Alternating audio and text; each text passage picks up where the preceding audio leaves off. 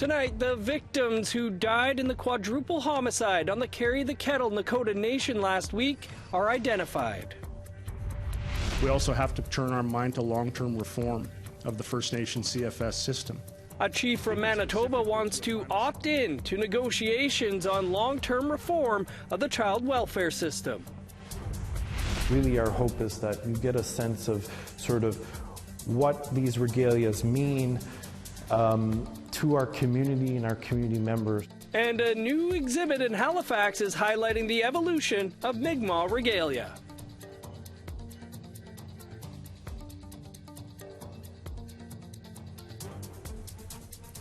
Good evening, I'm Dennis Ward. Welcome to APTN National News. Minigojibee Anishinaabe Chief Derek Neepanak says he would like to opt into an agreement on child welfare reform that is being worked on by the federal government, the Chiefs of Ontario and the Anishinaabe Aski Nation. Neepanak was among chiefs on the losing end of a vote held at a special AFN Chiefs Assembly last October. A convincing majority of chiefs voted against the child welfare reform package, supposedly worth $47.8 billion over 10 years. APTN's Sierra Bettens has more.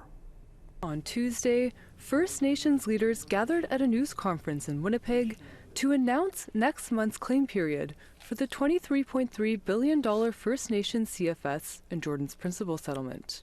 But the settlement wasn't the only thing on Minigojibee Anishinaabe Chief's Derek Neepanak's mind. He turned to another issue. We also have to turn our mind to long-term reform of the First Nation CFS system. I'm speaking specifically to a final settlement agreement that was offered for the chiefs to consider in October of 2024. I still believe today, sitting here, that it is a monumental failure on the part of us as chiefs to push the final settlement agreement across the finish line and to have the rollout of that final settlement agreement happening right now in real time. The Final Settlement Agreement, or FSA, was a national deal between Canada and First Nations that would have provided $47.8 billion over 10 years for national First Nations CFS reform. At an AFN Special Chiefs Assembly in October, the majority of chiefs in Assembly voted down a resolution to accept the FSA. But on Tuesday, Neepanak proposed an alternative route. I believe that communities that voted in favor of the settlement agreement, including our community, the Minigojibee Anishinaabe, should have an opt-in provision or an opt-in opportunity into the final settlement agreement. He also alleged that outside actors influenced the October vote. I believe that the voting period was infiltrated, let's say, by lobby groups and organizations that support the status quo of top-down child and family services that are run by provincial mandates and even funded by provincial mandates to usurp the conversation and to ensure that the settlement agreement failed. In a Tuesday interview with APTN, Indigenous Services Canada Minister Patty Haiju said the rejection of the $47.8 billion deal was deeply disappointing to a lot of people. ISK is currently working with the Chiefs of Ontario and Anishinaabe Aski Nation on long-term CFS reform for First Nations in Ontario. When asked about other nations opting in, she said, as of right now, the offer that the government has made, is the offer that is on stand, if you will. But the Chiefs of Ontario and Anishinaabe Aski Nation have been working with the federal government to arrive at an agreement for First Nations in Ontario. A Wednesday email sent to APTN from Haiju's office said, quote, "There are no programs that ISK is aware of that are opt-in, opt-out. CFS is a provincial and territorial responsibility. Canada has agreements with provinces and territories to provide funding through CFS. The way that CFS is currently designed is province by province and territory by territory," unquote. APTN also reached out to AFN National Chief Cindy Woodhouse Neepanak's office, asking if she'd consider Neepanak's request to create a mechanism for communities to opt in to the final settlement agreement. They did not provide a response by airtime. Sierra Bettens, APTN National News, Winnipeg. You can find more on that story on our website, aptnnews.ca. The 4 people murdered last week on the Carrie, the Kettle, Nakoda Nation in Saskatchewan have been identified. Saskatchewan RCMP are also saying that no arrests have been made in relation to the deaths. Saskatchewan RCMP, in collaboration with the families of the deceased victims, are releasing the names to help further the investigation. They have been identified as 34-year-old Tracy Hodamani of the Carrie, the Kettle, Nakoda Nation, 44-year-old Sheldon Cuisance of Zagami, Anishinaabeg, 47-year-old Shauna Fay of Indian Head, and 51-year-old Terry Jack of Carrie, the Kettle, Nakoda Nation. RCMP say neighborhood canvasses have occurred, but at this time, no arrests have been made in relation to the quadruple homicide. Senior Investigative Officer of Saskatchewan Major Crimes, Inspector Ashley St. Germain, says RCMP are actively investigating the tragedy to piece together the details of what happened. St. Germain says releasing more specific details could impact the overall investigation. In a press release, she says rumors can spread quickly. Please remember the loss the victims' loved ones have experienced. Misinformation can impact an investigation by rerouting investigators in false directions. Investigations must follow evidence, and our investigators are trained to do just that. RCMP says the investigation also continues into a firearm incident that took place on the same day as the 4 homicides on Zagami, Anishinaabeg. Keegan Panapikisik was taken into custody in Regina on February 5th and is facing charges related to the firearm incident. The Saskatchewan government has issued an overdose alert after 14 overdoses in Saskatoon in just 24 hours. As APTN's Rachel May reports, the city's fire department and frontline workers are urging the public to be aware of the recent spike in overdoses to protect friends, family, and the community. And I think around last weekend, we started to see a spike. The Saturday, I think we saw 6 or 7 overdoses, and over the whole weekend, yeah, I'm talking 24-hour period, we saw 13, 14 overdoses in that one period. Since February 1st, Saskatoon Fire has responded to 53 overdoses, including 14 this past weekend. Deputy Fire Chief Rob Hogan says the number of overdoses they've responded to has increased since January 1st, 2025. I looked back for the month from shift to shift. There hasn't been a shift where we haven't had at least 1 overdose or more, which is a pretty shocking. Hogan says the numbers are alarming as they only include incidents the fire department responded to, not those handled by community partners like Prairie Harm Reduction, PHR. The reason I say this number is alarming because it's a high number for us, but what's the actual number in the community is probably quite a bit higher than what I'm saying. When overdoses spike, the cause is often unclear as many factors play a part. However, PHR says alerting the public about a potential bad batch could save lives. PHR Engagement Manager Miranda Deck says there are 2 drugs that are commonly mixed into other substances that can increase overdose risk. Fentanyl is usually the biggest one. Xylazine is one that's been more frequent over the last year or so. PHR offers a safe consumption site with free drug testing to identify what's in a specific batch. Despite over 14 overdoses, Deck says they have yet to receive a single sample off the streets for testing. Deck emphasizes that even if samples aren't brought in for testing, it's still crucial to take safety precautions. There's also testing strips that we hand out, or you can get in other places, that are a great plan if you're using at home. We also recommend not using alone if you can. Deck says call 911 if you see someone experiencing an active overdose. Rachel May, APTN National News, Saskatoon. In Winnipeg, a hotel that is home to some of the city's most vulnerable is set to close down.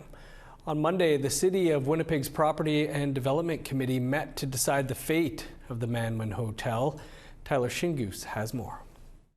The Manwin has been targeted for closure by the city and advocates for homeless people for years. The city ordered it closed in 2021 for building and safety code violations, but it remained open. Another order to vacate was issued January 6th of this year with a January 17 deadline.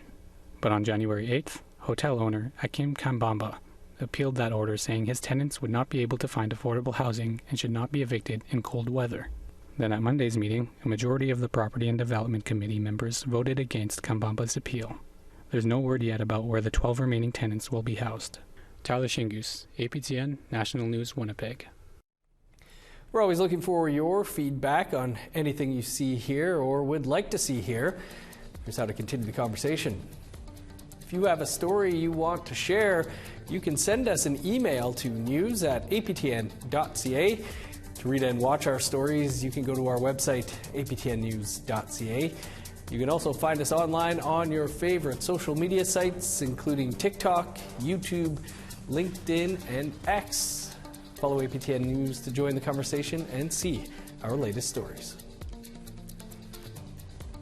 A Cree-owned store has opened up in one of Montreal's busiest tourist hotspots. We'll tell you about that and much more after the break.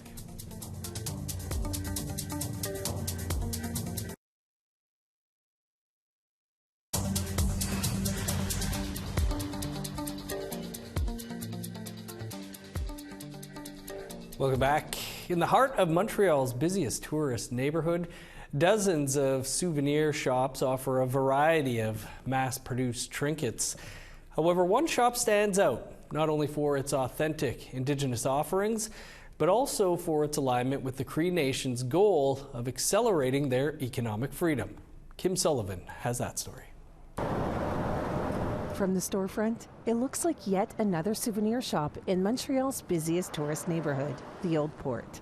However, Wachia is much more than a simple boutique. These are beautiful.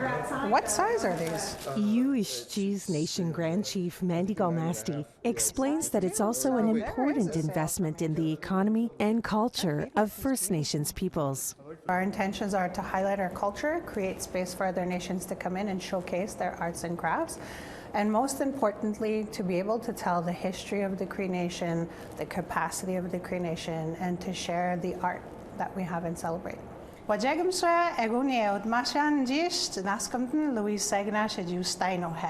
Importantly, the Cree Nation owns and doesn't rent the building in which Wachia is located. One of the initiatives that we have under Cree Nation is an investment group, and we do have a real estate portfolio.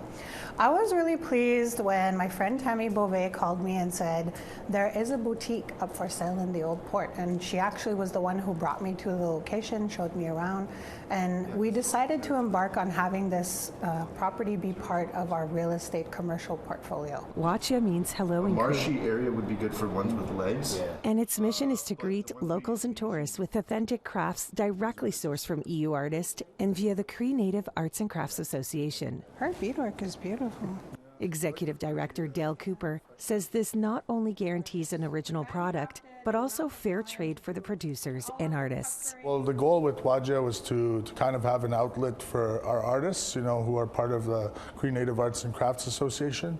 So we wanted to kind of showcase their work, right, as well as their cultural teachings that they've learned over centuries. Justin Heritage is general manager of the store. He guarantees that each piece is unique. A big part of our store is giving out certificates of authenticity, letting you know exactly which artist you're buying from and which community they're from and when it was made. So this way you know exactly who you're helping and which community you're ultimately helping. You could wear this inside, you could wear this while you're snowshoeing. In an ocean of souvenir shops, often with mass-produced trinkets, Grand Chief Galmasti takes pride in offering such authentic products shared via the Cree Native Arts and Crafts Association. The majority of the material from the store is sourced from this group. It is authentic, it is handmade, and we also have the ability to tell the story from when our hunters harvest the moose, to preparing the hide, to ensuring that that hide gets made into moccasins, that we can tell that story, that it is a full circle economy. The name Wachia. Wachia. Beyond authenticity, Wachia's goal is educating customers about the customs and traditional practices of First Nations peoples. I was very lucky to have traditional grandparents that lived off the land. They were full-time trappers. Just going to visit them was an adventure in and of itself. It's given me a traditional knowledge that I'm grateful for, and has given me a sense of purpose in my life that I just knew it was my life's mission to kind of pass on this knowledge in any way I can. We want to make sure that we're educating our customers on cultural appreciation versus appropriation. We have a wonderful team of staff, that can really educate our customers. So we want it to be a very welcoming atmosphere for them. Ask any questions they'd like. We're happy to share our culture. Further enhancing this transmission of knowledge are exchanges around a tea and craft workshops offered at the store. Wachia is much more than a simple shop. It's a vessel for Indigenous identity. We want to showcase our culture, our identity, our history. We want to be the storytellers. We want to invite other First Nations to work with us and being able to showcase that there is an Indigenous presence here in Quebec and that we are part of the history. Kim Sullivan, APTN National News, Montreal. To the East Coast now, where the evolution of Migma regalia is now on display at the Treaty Space Gallery in Halifax. The exhibit features contemporary and archival photos of Migma regalia. As Angel Moore reports, it highlights how Migma ancestors inspire modern-day dancers. Gwe, nin delawisi ern prosper at lewi wegustonik. Nige neado ula nabui giginek, ukchit nin exhibitionem delawisig amokgawinog. Aaron Prosper created the exhibit called Amokgawinog, The Dancers. He says it demonstrates the uniqueness and evolution of Migma regalia. Prosper says the exhibit connects the ancestors to modern Migma life. We can take from our ancestors, as we sort of showcased on one side of this wall, and be inspired by them and give what they have to teach us, to give it life, to give it meaning, to give it purpose, and showcasing community members that are doing that in real time in our communities. The exhibit begins with portraits taken by Mackenzie Phillips of Wolfville, featuring today's Migma dancers who make and wear traditional regalia. It begins with the youngest dancers and ends with the matriarchs.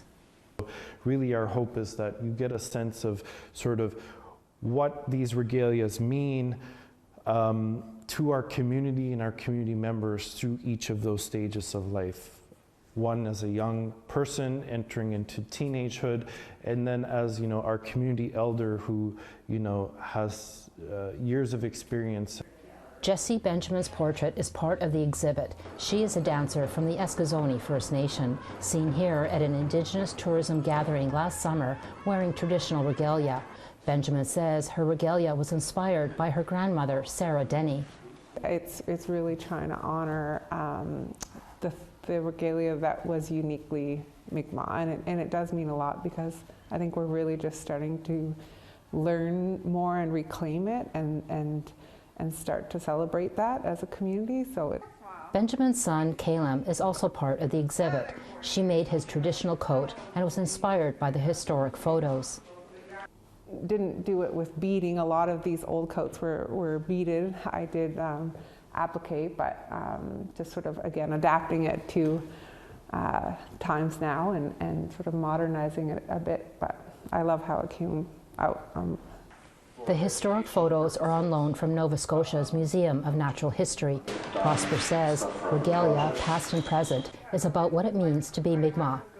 Our regalias are not sort of this archaic or old thing that you see in black and white photos. Yes, we have the black and white photos, but we have people today in our communities that practice what it is to be Ulnu, what it means to be Migma, and they bring that to the community every day in the work that they do. A traditional coat, a chief's cap, and a woman's peak cap are also on loan from the museum. Prosper hopes the exhibit is an inspiration to Migma community members. And so my hope is, if there's community members that have never made a regalia, for them to know that it's possible, that, you can do this, you can go out, you can participate in these meaningful ways, and you can have something that you call your own. Amokgawinog is at the Treaty Space Gallery at the Nova Scotia College for Art and Design in Halifax until February 15th. Angel Moore, APTN National News, Jabutuk, also known as Halifax. A new episode of Face to Face is coming up tonight, right after this newscast. We'll have a preview for you after the break. Welcome back. Time now for our photo of the day. During the middle of the afternoon, it was a full moon rising over the Red Rose Mine Mountain in Gitxsan Nation.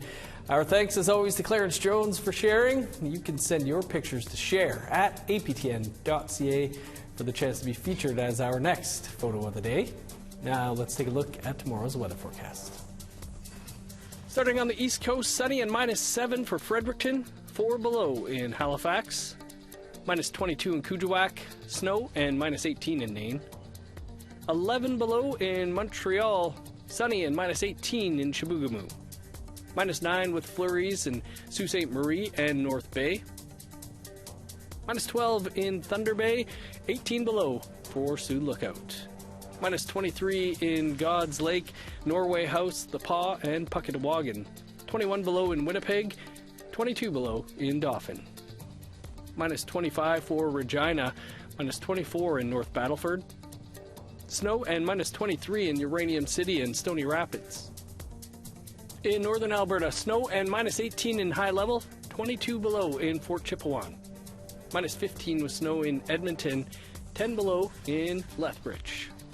+2 and sunny skies in Vancouver and Victoria, -12 in Prince George, 0 and sunny in Prince Rupert, -20 with snow in Old Crow, 18 below in Beaver Creek and Whitehorse, -24 in Yellowknife, flurries and 18 below in Norman Wells, -21 in Sax Harbor, 12 below for Fort McPherson, -23 in Chesterfield and Whale Cove, -17 in Resolute and Clyde River.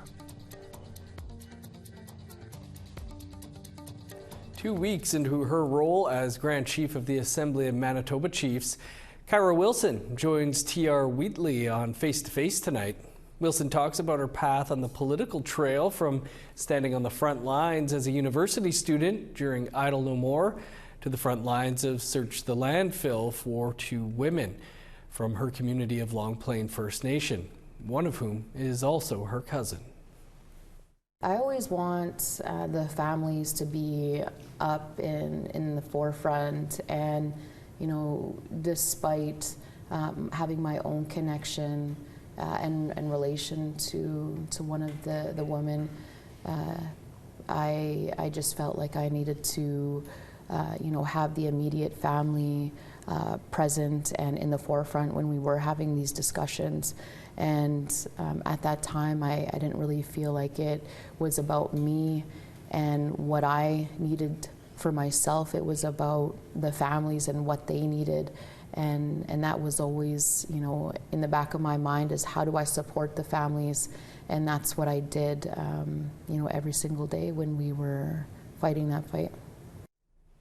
And you can watch that entire episode with the recently elected AMC Grand Chief right here in less than 2 minutes' time.